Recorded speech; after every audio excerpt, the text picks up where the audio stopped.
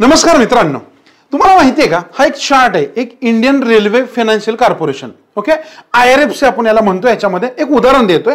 या स्टॉक मध्ये किंवा अशा बरेच स्टॉक असतात त्याच्यामध्ये आपण एंट्री करतो आणि हा पडतोय आणि ते बरेच लोक ट्रॅप झालेत.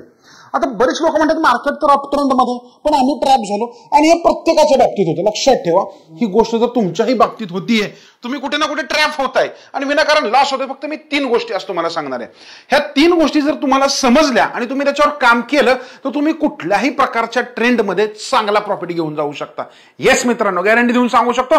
फक्त ह्या गोष्टींना इन डिटेल मध्ये समजून घ्या आणि अगदी व्हिडिओ शेवटपर्यंत पहा, कारण हा नेहमीप्रमाणे खूप इन डिटेल आणि इंटरेस्टिंग व्हिडिओ आहे. आणि महत्वाची गोष्ट, चुकून पण तुम्ही कुठला कोर्स जरी केला असेल ना, त्याच्यामध्ये पण तुम्हाला कोणी एवढी डिटेल्स सांगितलीच नसेल एवढी मी 1000% हमी देऊ शकतो. ओके, बघूया नक्की काय काय गोष्टी त्याच्यामध्ये. आपण बघूया की काय करायचंय आपल्याला याच्यामध्ये आणि असं आपण ट्रॅप न होण्यासाठी आपल्याला कुठल्या गोष्टींचा अंतर्भाव केला पाहिजे. ओके, पहिली गोष्ट, आता आपण हे शिकण्याआधी पहिली गोष्ट तुम्हाला याच्यामध्ये फोकस करायचा आहे की कुठल्याही स्टॉक मध्ये ट्रेड घेत असताना तुम्हाला मी प्रश्न विचारेल की अरे बाबांनो, कुठले 3 ट्रेंड असतात.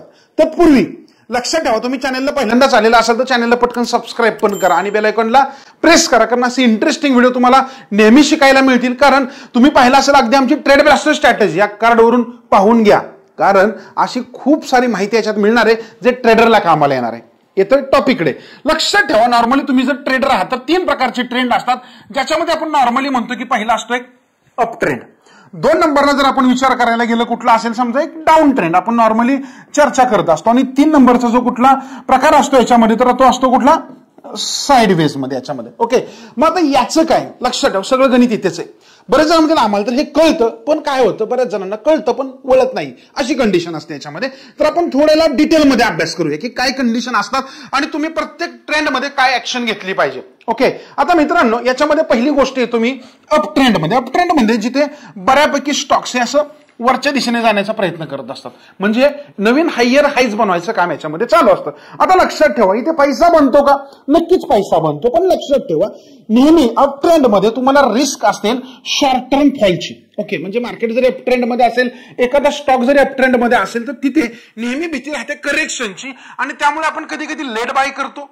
ओके, आणि कधी कधी आपण त्याच्यामध्ये अग्रेसिव्ह बाईंग करतो. जर तुम्ही अग्रेसिव्ह बाईंग केलं तर ट्रॅपिंगचे चान्सेस वाढतात, जसे आता रेल्वे सेक्टर्समध्ये बरेच जण ट्रॅप झालेत. ओके, पण काळजी करू नका. ओके, त्यामुळे इथून पुढे लक्षात ठेवा, कुठलाही स्टॉक जर समजा एका अप ट्रेंड मध्ये आहे, जो एक नवीन हायर हाईज बनवत वरच्या दिशेने चाललाय, तर पहिली गोष्ट त्याच्यामध्ये खरेदी करावी का, करू शकता. कारण भले तो लाईफ टाइम हायला आहे, त्याच्या 52 वीक हाय आसपास ट्रेड करतो, तर चान्सेस आहे तो अजून वर जाऊ शकतो, परंतु इथे जास्त रिस्क नाही घ्यायची आपल्याला कधी पण. ओके, कारण इथे जर फॉल आला तर तुम्ही ट्रॅप होऊ शकता. प्लस तुम्ही तिथे जो काही ट्रेड घेताय तो शॉर्ट टर्मच्या अँगलने नेहमी सेफ राहील. तुम्ही शॉर्ट टर्मच्या अँगलने तिथे प्रॉफिट बुकिंगचा विचार करा आणि त्या लॉंग टर्म मध्ये तुम्ही सेफ आहे, म्हणजे अगदी तुमची वरच्या लेवलला खरेदी असेल, तुम्ही घेताना विचार करा. समजा एखादा स्टॉक आहे आता एकदम टॉप लेवलला आहे, समजा एखादा कुठला आयटीचा स्टॉक घ्या.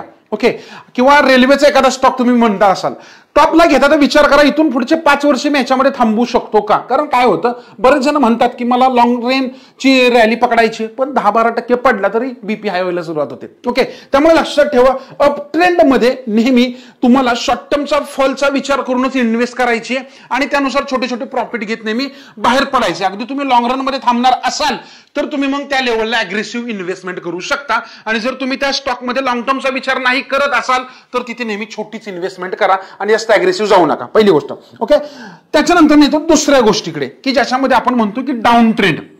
लक्षात ठेवा, डाऊन ट्रेंड मध्ये मार्केट नेहमी लोअर लोज बनवत असतं. मग तुम्हाला प्रश्न पडेल इथे का, कारण काय होतं, डाऊन ट्रेंड मध्ये आपण जास्त पॅनिक होत असतो आणि डाऊन ट्रेंड मध्ये आपण बहुतांश वेळेला आपला जो काही आपल्याकडे क्वांटिटीज आहेत, जे काही शेअर्स आहेत ते विकून टाकण्यावर आपला सपाटा असतो. पण लक्षात ठेवा, डाऊन ट्रेंड मध्ये तुम्हाला एक संधी मिळत असते चांगले स्टॉक लोअर लेवलला कॅच करायचे. समजा तुम्ही एखाद्या स्टॉक मध्ये ऑलरेडी काय झालेला, ट्रॅप झालेला, समजा तुम्ही IRCTC सारखा IRFC सारखा स्टॉक आहे की जो वरच्या लेवलला समजा इथे बाय करून बसलेला आहात. ओके, आणि याच्यामध्ये समजा इथून फॉल सुरू झाला, तर पहिली गोष्ट, कुठलाही स्टॉक जर चांगला असेल तर त्याच्यात करेक्शन येणार आहे. पाहायचं की तो किती वर गेलाय. जर ऑलरेडी तुम्हाला दिसतंय याच्यामध्ये की खूप सारी बाबा रॅली झालेली याच्यामध्ये, तर त्या रॅलीच्या जवळपास 30-35% त्याच्यामध्ये येणाऱ्या काळामध्ये फॉल अपेक्षित राहतो. आणि तो जर येतोय तर त्या लेवलपाशी मग तुम्ही ऍव्हरेजिंग पॉइंटला सुरुवात करा. लक्षात ठेवा, कारण तुम्ही ऑलरेडी त्या लॉंग टर्म साठी बसला होता.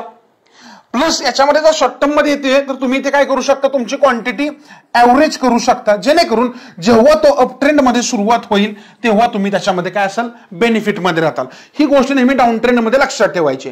दुसरी गोष्ट, डाऊन ट्रेंड मध्ये एखादा स्टॉक असेल तर दुसरा विकतो म्हणून तुम्ही विकू नका. कारण समजा तुम्ही लॉंग टर्म साठी घेतलाय तर कधी कधी भिण्याची गरज नसते. कारण काय होतं, एक्झॅक्ट बॉटम जो म्हणतो आपण, जिथून बाउन्स बॅक घेतो, तो प्रत्येकालाच कॅच करता येईल असं नसतं. म्हणून तिथे थोडं सावधगिरीने तुम्हाला ऍक्शन घ्यायची आहे. ओके, त्यामुळे डाऊन ट्रेंड मध्ये जर एखादा स्टॉक आला तरी भिवू नका. तिथे तुम्ही ऍव्हरेजिंगला फोकस करा. जर समजा तुम्ही एखादा स्टॉक शॉर्ट टर्म साठी घेतलाय आणि तो डाऊन ट्रेंड मध्ये चाललाय तर तिथे लॉस बुक करून बाहेर पडा. लक्षात ठेवा पंडा. ओके, त्या कंडिशन्सला तुम्ही लॉस बुक करायचंय जर तुम्ही तिथे शॉर्ट टर्म साठी एंट्री घेतली असेल तरच. ओके, नाहीतर तिथे ऍव्हरेजिंगला फोकस करा. कारण काय होतं, जरी ट्रॅप झाले तरी स्वस्तामध्ये आपण घेऊ. कारण लक्षात ठेवा, कुठलाही स्टॉक जर व्यवस्थित असेल तर तो नॉर्मली वरच्या दिशेने जायचे चान्सेस 90% राहतात. आता यानंतर सगळ्यात इंटरेस्टिंग गोष्ट तुम्हाला सांगतो, ती म्हणजे रेंज बाउंड. म्हणजे बऱ्याच वेळेला स्टॉक पडतो आणि रेंज बाउंड राहतो. आता काय होतं माहितीये का, आपल्या सगळ्यांचे पेशन्स असतात ह्या रेंज बाउंड झोन मध्ये. ओके, नेहमी लक्षात ठेवायचं, रेंज बाउंड मध्ये धोका तुम्हाला नॉर्मली कमी राहतो. आता का सांगतो, बऱ्याच वेळेला एखादा स्टॉक जर वर गेला, पडायचे चान्सेस कुठे, खाली पडायचे चान्सेस आहेत. समजा एखादा स्टॉक पडतोय, चान्सेस काय, तो रेंज बाउंड राहू शकतो. कारण लगेच वर जाण्याची गॅरंटी नाहीये. कसं वर जाईल तुम्हाला मी रिकव्हरीचे 3 मुद्दे शिकवतो, त्याच्यामध्ये कळेल. ओके, जर एखादा स्टॉक रेंज बाउंड मध्ये आहे आणि तुम्ही जर त्याच्यामध्ये बाईंगचा विचार करताय तर तो एक तुमच्यासाठी चांगला डिसिजन राहू शकतो. कारण तुम्ही कुठल्याही स्टॉकचे रेंज बाउंड स्टॉक बघा, जे एका रॅली नंतर वर गेले, पडले आणि रेंज बाउंड राहिले, तिथे 80% चान्सेस असतात अपसाइड ब्रेकआउटचे. ओके, आणि इथे तुम्हाला स्वस्तामध्ये माल भेटणार आहे की जो येणाऱ्या काळामध्ये जो मल्टीबॅगर रिटर्न्स असतो तो तुम्हाला कॅच करायला मदत करेल. पण इथे तुमच्याकडे आहे ना, पी नावाची गोष्ट खूप स्ट्रॉंग पाहिजे. पी म्हणजे पैसा नाही, पी म्हणजे पेशन्स. ओके, कारण रेंज बाउंड मध्ये पेशन्स का नसतात माहितीये का, आपल्या प्रत्येकाला झटपट मनी पाहिजे असतो आणि आपण न्यूज बेस्ड स्टॉकच्या मागे उड्या मारतो आणि अडकून बसतो. इथे थोडं पेशन्स ठेवा. कारण इथे जेव्हा ब्रेकआउट मिळतो, तुम्ही जर समजा 3 वर्ष जर एखाद्या स्टॉक मध्ये थांबला तरी 1 वर्षामध्ये तो तुमचे पैसे डबल टिबल करायची कॅपॅसिटी ठेवतो. थोड्या वेळात काय उदाहरणं पण दाखवून देईल मी याच्यामध्ये. ओके, हे तुम्हाला समजलं कन्सेप्ट. म्हणजे रेंज बाउंड मध्ये एखाद्या स्टॉक मध्ये तुम्ही एंट्री करताय तर ती तुमच्याकडे रिस्क कमी आहे. ओके, याचा अर्थ काय, अशा स्टॉक्स मध्ये आपण रिस्क जादा घेऊ शकतो. ओके, जर तुम्ही याच्यामध्ये पॉझिटिव्ह आहात, एखादा फंडामेंटली स्ट्रॉंग स्टॉक तुम्हाला जर रेंज बाउंड झोन मध्ये भेटतोय तर. क्लिअर झाले 3 मुद्दे सगळ्यांना आता, म्हणजे कुठल्या झोन मध्ये काय करायचं हे कळेल. आता हे 3 गोष्टी करून चालेल का, नाहीये. आता तुम्हाला अजून एक गोष्ट कळली पाहिजे, सगळ्यांनी लक्षात ठेवायची. कुठल्याही स्टॉक मध्ये तुम्हाला हे 3 गोष्टी जर समजल्या तर तुमचा प्रॉफिटेबिलिटीचा चान्स आता जी लेवल आहे त्याच्यापेक्षा 10x ने वाढणार आहे. मग आता ते काय असेल, पहिली गोष्ट लक्षात ठेवा, 3 प्रकारच्या रिकव्हरी कुठल्याही स्टॉक मध्ये असतात. एक असते normally V shape recovery. Okay, किंवा तो पडताना पण व्ही शेप फॉल देईल तुम्हाला, म्हणजे वर गेला तर सेम कंडिशन त्याच्यामध्ये असेल, पण त्याला आपण नॉर्मली बोलूया व्ही शेप रिकव्हरी. त्याच्यानंतर एक असते normally U shape recovery. Okay, असं स्लो जाणार आहे त्याच्यामध्ये. ओके, आणि याच्यामध्ये सगळ्यात तिसरी असते इम्पॉर्टंट, ती म्हणजे एल शेप रिकव्हरी. ओके, तर इथे तुम्ही मोस्टली ट्रॅप होता, याच्यापासून तुम्हाला लांब राहायचे. हे असेल तर उत्तम आहे, काय प्रॉब्लेम नाहीये. हे असेल तर अतिउत्तम आहे याच्यामध्ये. ओके, पण हे कसं जाणून घ्यायचं, ते काय करायचं ऍक्शन लक्षात ठेवा. ओके, तुम्हाला मी काय उदाहरणं पण दाखवतो. जर एखादा स्टॉक पडतोय, ओके, आणि जर तो फंडामेंटली उत्तम असेल तर तो बहुतांश वेळा यू शेप रिकव्हरी दाखवतो. आणि समजा तुम्ही यू शेप रिकव्हरीमध्ये त्याच्यामध्ये एंट्री करताय तर चान्सेस येतो तुम्हाला हळूहळू ना वरच्या दिशेने घेऊन जातो. म्हणजे काय, इथे तुम्हाला जास्त दिवस लॉसमध्ये राहावं लागत नाही. आता जे हाय बीटा स्टॉक्स असतात ते मोस्टली काय होतात, फास्ट पडतात पण आणि फास्ट वर पण जातात. म्हणजे व्ही शेप रिकव्हरीमध्ये तुमच्या स्टॉकमध्ये जोरदार फॉल पण येईल, तेवढ्या स्पीडमध्ये त्याच्यामध्ये रॅली पण येते. पण हा स्टॉक वर जाण्यासाठी ऍक्च्युली हा पडायचं रिझन असते एखादी न्यूज त्या स्पेसिफिक स्टॉकमध्ये आलेली. जसं नेस्ले इंडियाच्या सारख्या स्टॉकमध्ये न्यूज आली, पॉलिकॅबमध्ये न्यूज आली, ते स्टॉक पडले पण ती न्यूज नॉर्मल जीएसटी मुळे होती. म्हणजे तिथे जो फॉल आला तिथे चान्सेस असतात तो त्या स्पीडने वर जाण्याचे. ओके, एखादा स्टॉक कंपनीचा फंडामेंटल खराब झालं म्हणून पडला, परंतु फंडामेंटल खूप खराब नाही झालेलं, नॉर्मल दरवर्षीपेक्षा त्याच्यामध्ये 20-30% चेंज झालेत. म्हणजे बिझनेस डाऊन होतोय, काय होतंय तर तो स्टॉक पडल्यानंतर चान्सेस असतात यू शेप रिकव्हरी द्यायचे. आणि सगळ्यात डेंजर असतो तो म्हणजे एल शेप. हे तुम्हाला लाईफ मधून संपवू शकतात, कारण हे मोस्टली तुम्हाला स्वस्तामध्ये मिळतील.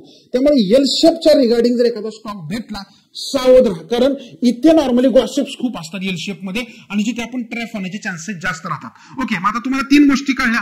आता मी ह्या 3ही गोष्टी तुम्हाला चार्टवर दाखवतो आणि क्लिक करून देतो की नक्की काय करायचं मला याच्यामध्ये. ओके, चला आपण याच्यामध्ये बघूया की ह्या गोष्टी कशा पद्धतीने अनालाइज करायचे आणि कशा पद्धतीने आपल्याला पुढे जायचे. इथे जर तुम्ही बघितलं असेल हा सेम आहे, जसं मी तुम्हाला आता सांगितलं होतं की रेंज बाउंड हा इतके दिवस हा IRFC नावाचा स्टॉक रेंज बाउंड होता. ओके, आणि जेव्हा त्याने त्याच्यामध्ये लेवल ब्रेक केली, विचार करू शकता तुम्ही, इथून त्याच्यामध्ये जे रॅली यायला सुरुवात झाली, परत तो वरच्या दिशेने गेला. ओके, आता तो खाली येतोय, भिवू नका. याच्यामध्ये तुम्हाला करेक्शनचे पॉइंट आहे, हा एवढा पळालाय त्या अर्थी तो पडतोय. म्हणजे जसं मी तुम्हाला सांगितलं व्ही शेप रिकव्हरी, त्या पद्धतीने तो फास्ट वर गेला, तो फास्ट खालच्या दिशेने येतोय. मग आता असे अजून कुठले स्टॉक शोधायचे आपल्याला, तर पहिलं एक नाव देतो तुम्हाला याच्यामध्ये. बघा, एक उदाहरणादाखल PVR बघूया आपण. कुठला बघायचं याच्यामध्ये?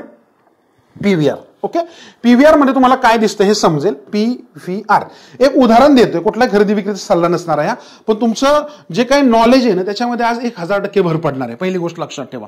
ओके, आता समजा हा PVR आहे, मी डेली कॅन्डल याच्यामध्ये फॉर्म करतो आणि तुम्हाला शो करायचा प्रयत्न करतो. आता इथे बघा, PVR मध्ये एक फॉल आला. आता नॉर्मली हे जर का बिझनेस आहे PVRचा, नॉर्मली मूव्हीज वगैरे याच्या रिगार्डिंग असतो. तुम्ही जर एक गोष्ट याच्यामध्ये ऑब्झर्व करायला गेले तर काय दिसेल तुम्हाला, ह्याच्यामध्ये दिसेल यू शेप रिकव्हरी.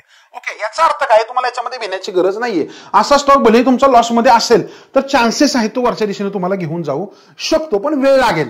ह्या कंडिशनला थोडा वेळ लागतो, पण चान्सेस आहेत तो अप मोमेंटम मध्ये तुम्हाला वरच्या दिशेने घेऊन जाईल. इथे तुम्हाला होल्ड करणं उत्तम राहतं, कारण विनाकारण लॉस इथे न बुक करावं असं म्हटलं जातं याच्यामध्ये. ओके, आता हे कशाचं उदाहरण झालं, व्ही शेप रिकव्हरीचं. आता त्याच्यानंतर आपण बघूया की यू शेपचं झालं, आता व्ही शेपकडे आपण जाऊया.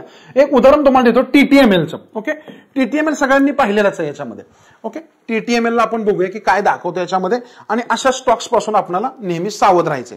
ओके, हा Tata tele services, yes, TTML same condition याच्यामध्ये. इथे जर तुम्ही ऑब्झर्व करायला गेले काय दिसते, कंडिशन्स बघू शकता. ओके, फास्ट मध्ये हे पेनी स्टॉक्स राहतात मोस्टली. इथे एक दिसेल तुम्हाला रिकव्हरी याच्यामध्ये, म्हणजे हा स्टॉक बघा वर जाताना फास्ट मध्ये गेला, खाली येताना फास्ट मध्ये आला. आता तो फ्रॉम इथून जर पाहिला गेलं तर तो आता एल शेप मध्ये कन्वर्ट होतोय. इथेच सावध राहायचं, इथे तो आपला गेम करू शकतो. अशा स्टॉक्स मध्ये आपल्याला नेहमी सावध राहायचे, कारण इथे आधी व्ही शेप रिकव्हरी झाली. तर इथे रिकव्हरी म्हणण्यापेक्षा काय झाली, ऑलरेडी रॅली झाली, त्यानंतर तो त्या स्पीडने पडला. इथे जर लोकांनी प्रॉफिट कमवलं ते वेल अँड गुड. अडकलेले लोक कधी याच्यात येऊ शकत नाहीत प्रॉफिटमध्ये, कारण का चान्सेस कमी आहेत, कारण तो एल शेप मध्ये गेलाय, म्हणजे सगळं जरतर वर जातं पुढची कंडिशन याच्यामध्ये. ओके, आणखीन एक उदाहरण दाखवतो तुम्हाला याच्यामध्ये प्रॉपर, की ज्याच्यामध्ये आपल्याला हे रिकव्हरी पाहता येईल, ते म्हणजे हिंदुस्थानी युनिलिव्हर. तुम्ही नाव सगळ्यांनी ऐकलं असेल हिंदुस्थानी युनिलिव्हरचं. ओके, बघूया आपण याच्यामध्ये Hindustan Unilever. Okay, Hindustan Unilever इथे दिसेल. हा, क्लिक करू आपण याच्यावर, काय दिसतंय बघा. ओके, सेम कंडिशन याच्यामध्ये. जर ऑब्झर्व करायला गेले याच्यामध्ये तर हा पण पडला होता काही रिझनमुळे. ओके, परंतु याच्यामध्ये सेम कंडिशन पाहायला मिळाली. हिंदुस्थान युनिलिव्हर सगळ्यांना माहिती आहे, प्रत्येकाच्या घरामध्ये असलेला प्रोडक्ट कंपनीचा आहे. ओके, पडला तेवढ्या फास्टमध्ये, तेवढ्याच फास्टमध्ये पुन्हा तो रिकव्हर झाला. ह्याला म्हणायचं व्ही शेप रिकव्हरी, जे फंडामेंटली मजबूत कंपन्यांमध्ये आपल्याला चांगली पाहायला मिळते. त्यामुळे तुमच्याकडे फंडामेंटली स्ट्रॉंग स्टॉक असावीत असं का म्हणलं जातं, तर त्या स्टॉक्समध्ये व्ही शेप आणि यू शेप रिकव्हरी ही मोस्टली पाहायला मिळते. मग आता एल शेप रिकव्हरीमध्ये काय करायचं, तर एल शेप रिकव्हरीचं एक चांगलं उदाहरण देतो. बहुतांश लोकांचा आवडता स्टॉक असेल हा कदाचित. ओके, त्याचं नाव पण मी तुम्हाला सगळ्यांना इथे देतो, सगळ्यांना माहितच असेल याच्यामध्ये, येस बँक लिमिटेड. ओके, आता येस बँकेमध्ये तुम्हाला तर वाटेल अरे काय एवढा प्रॉब्लेम आहे, अप साईडला तर चाललाय तो. मी काय म्हणतो, नेहमी तुम्हाला नेहमी लॉंग रन मध्ये याच्यामध्ये चेक करायचं आहे. ओके, जर याच्यामध्ये तुम्ही पाहायला गेले, ह्याने काय दिवे लावलेत. ओके, बघू आपण याच्यामध्ये. ओके, हे बघा पूर्णपणे एकदम छान उदाहरण आहे एल शेप रिकव्हरी वाल्यांचं, की जिथे लोकांचा पैसा कसा जाऊ शकतो. इथे पडला हा पूर्णपणे फ्लॅट झालेला आहे. ओके, कोणी सांगू शकत नाही. हा तर रेंज बाउंड झोन मध्ये, जसं मी तुम्हाला म्हटलं की रेंज बाउंड मध्ये पैसा बनतो, पण इथे जर तो फंडामेंटली स्ट्रॉंग असेल तर उत्तम राहतं त्याच्यामध्ये एंट्री करणं. आता फंडामेंटल स्ट्रॉंग म्हणजे काय, तर छोट्या 4-2 गोष्टी शिकून घ्या, ज्या आम्ही वेबिनार्स मध्ये वगैरे सांगितल्यात.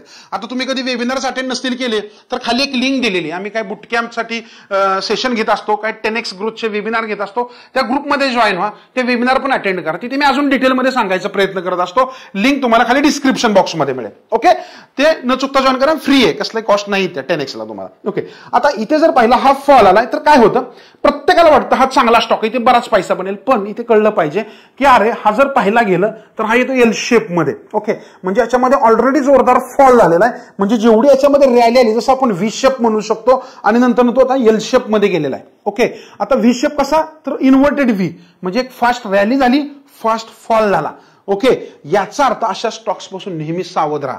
ज्यांचं फंडामेंटल पण मजबूत नाहीये आणि ते एल शेप मध्ये तुम्ही तिथे लॉस मध्ये जाऊ शकता. ओके मित्रांनो, तर साधा सिंपल कन्सेप्ट आज मी तुम्हाला सांगितलं की 3 गोष्टी आजपासून बघा की तो स्टॉक काय लेवलला आहे, कुठल्या ट्रेंडमध्ये, अप ट्रेंड, डाऊन ट्रेंड और साइडवेज. साइडवेज मध्ये असेल तर त्याचं फंडामेंटल किती उत्तम आहे, एंट्री करावी. जर तो आता अप ट्रेंड मध्ये असेल आणि मार्केट पण अप ट्रेंडिंग आहे तर साहजिक आहे तुम्ही त्याच्यामध्ये थोडी रिस्क घेऊ शकता. फक्त सगळा पैसा एकदम नका लावू नेहमी पण, कारण नेहमी हातचा राखून ठेवायचा असतो. ओके, आणि त्याच्यानंतर सगळ्यात महत्वाची गोष्ट, एखादा जर स्टॉक डाऊन ट्रेंड मध्ये, जसं रेल्वे वगैरे यांचे भरपूर कंपन्यांचे स्टॉक आता कशामध्ये बघा डाऊन ट्रेंड मध्ये तुम्हाला पाहायला मिळतील. ओके, सेम IRCTC असेल, IRFC असेल, ओके, किंवा माझगाव डॉक सारखे पण स्टॉक भरपूर याच्यामध्ये काय झालेले की बऱ्याच स्टॉकमध्ये डाऊन साइड याच्यामध्ये पाहायला मिळते. ओके, इथे तुम्ही जर पाहायला गेले डेलीमध्ये तर आपल्याला अजून याच्यामध्ये कंडिशन्स पाहायला मिळतील. पण भिवू नका, ऑलरेडी याच्यामध्ये रॅली झालेली आहे. आणि तुम्ही एक जर ऑब्झर्व केलं, जसं मी सांगितलं की रेंज बाउंड झोनमधून आल्यानंतर ते वर गेलेत. म्हणजे काय, रेंज बाउंड झोन तुम्हाला ओळखून त्याच्यामध्ये प्रॉपर एंट्री करणं हे नेहमी फायद्याचं राहतं लॉंग रन मध्ये. कारण इथे ज्यांनी 2023 पर्यंत एंट्री केली असेल, ठेवले असतील, त्यांनाच 2024 मध्ये मोठा पैसा मिळाला. ज्यांनी 2024 मध्ये एंट्री केली ते अडकून बसले असतील याच्यामध्ये, लक्षात ठेवा. ओके, त्यामुळे तुम्हाला कळलं पाहिजे की ऍक्च्युली मला इथे कुठल्या लेवलला एंट्री करायची आणि अशा कंडिशन्सला काय करायचंय ह्याचा प्लॅन नेहमी तुमच्याकडे रेडी पाहिजे. आणि जर असेल तर तुम्ही कुठल्याही लेवलला पैसा कमवू शकता. जसं मी आता तुम्हाला सांगितलं, प्रत्येक ट्रेडरने, इन्व्हेस्टरने याच्यावर काम करा. 100% तुम्हाला ह्या गोष्टी पटतील, कारण ह्या प्रॅक्टिकल आहेत. मी कुठलं मनाचं काही सांगत नाही याच्यामध्ये, कारण मी अनुभव केला, मी लोकांना शिकवलं, ते तुमच्यापर्यंत पण आज घेऊन आलो. कारण मला वाटलं आपल्या कम्युनिटीला हे गरज आहे. युट्यूब कम्युनिटी आज ग्रो होतीये, त्यांना वाटतं नवनवीन गोष्टी शिकाव्यात, तर नक्कीच तुम्ही अशा गोष्टी शिका. आणि कसा वाटला माझा फंडा की ह्या 3 गोष्टी खरंच तुम्हाला आता इथून पुढे गाईड करतील का आणि प्रॉफिटमध्ये ठेवायला मदत करतील का. म्हणजे तुम्हाला आता कळेल कुठं बाय करायचं, कुठे एक्झिट करायचं आणि कुठे ॲव्हरेज करायचं, ज्याचा वापर करून तुम्ही सेफ झोनमध्ये मार्केटमध्ये राहू शकता. ओके मित्रांनो, प्लस जर तुम्हाला वाटत असेल की बाबा शंभूराज खामकर युट्यूब चॅनल खूप छान आहे, चांगलं शिकायला मिळतंय, अजून ऍडव्हान्स मध्ये शिकायला पण इच्छुक आहात, त्या लोकांनीच 880 280 90 ला कॉन्टॅक्ट करा. हे आपल्या सगळ्या ऑनलाईनची डिटेल आहे, ज्याच्यामध्ये आम्ही टेक्निकली पण अजून डिटेल शिकवतो, फंडामेंटल्स पण शिकवतो. फक्त ज्यांना इच्छा आहे त्यांनी याच्यावर कॉन्टॅक्ट करा, डिटेल माहिती जाणून घ्या. आवडलं तर जॉईन करा, नाही आवडलं तर आपलं युट्यूब चॅनल तुमच्या सगळ्यांसाठी आहे, जिथे आम्ही अगदी इन डिटेलमध्ये प्रामाणिकपणे माहिती देण्याचा प्रयत्न करतोय. आशा करतो मित्रांनो आजच्या व्हिडिओमध्ये दिलेली माहिती तुम्हाला आवडली असेल. व्हिडिओ कसा वाटला प्लीज प्रत्येकाने कमेंट करून सांगायचे. आणि व्हिडिओ आवडला ना तर हक्काने कमीत कमी आपल्या 5 मराठी लोकांपर्यंत शेअर करा, कारण त्यांना पण ही माहिती कळू द्या. स्टॉक मार्केट इन डिटेलमध्ये शिकवणारा एकमेव चॅनल तो म्हणजे शंभूराज खामकर. थँक्यू.